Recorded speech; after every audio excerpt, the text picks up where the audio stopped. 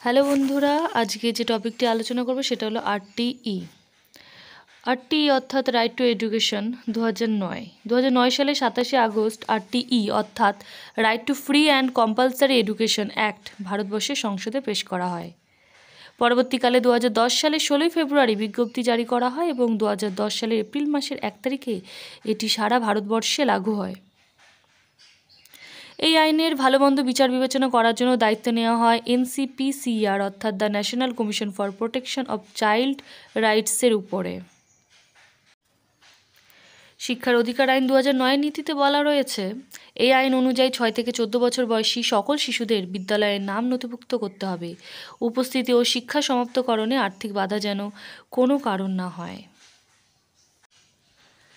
শিশুর বাসস্থান থেকে 1 কিলোমিটার দূরত্বের মধ্যে প্রাথমিক বিদ্যালয় থাকতে হবে এবং 3 কিলোমিটার দূরত্বের মধ্যে উচ্চ প্রাথমিক বিদ্যালয় থাকতে হবে।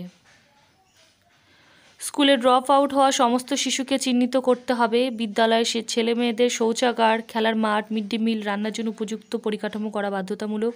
প্রতিটি বিদ্যালয়ে শিক্ষকদের একটি রুম এবং প্রধান শিক্ষকের আলাদা রুমের ব্যবস্থা থাকবে। কোনো শিক্ষক ক্লাসে শিশুকে শারীরিক বা মানসিকভাবে নির্যাতন করতে পারবে না।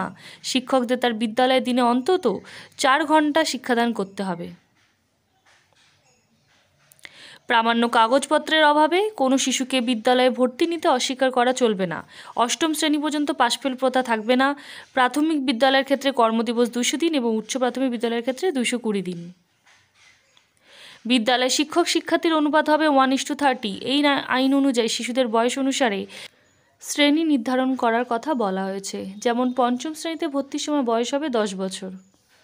পার্শ্ব শিক্ষকের ধারণা বাতিল করতে হবে। দেশের সকল বিদ্যালয়ে পাঠ্যক্রম, পাঠ্যসূচি ও পাঠ্যপুস্তক তৈরি করার সময় শিক্ষার্থীদের মানসিক বয়স ও শিখন স্তরের ওপর গুরুত্ব দিতে হবে। খেলার মাঠ, লাইব্রেরি, রান্নাঘর থাকতে হবে। ছেলে মেয়েদের পৃথক শৌচাগার ও পর্যাপ্ত জলের ব্যবস্থা থাকতে হবে। আজকের আলোচনা পর্ব তাহলে এখানেই সমাপ্ত করলাম। খুব শীঘ্রই ডেমো ক্লাস নিয়ে আসবো, তাই যারা এখনও চ্যানেলটিকে সাবস্ক্রাইব করোনি প্লিজ সাবস্ক্রাইব করে দাও এবং নিজের ডাউট ক্লিয়ার করতে ও আরও ভিডিও পেতে পাশে থাকা বেল আইকনটিকে প্রেস করে দাও।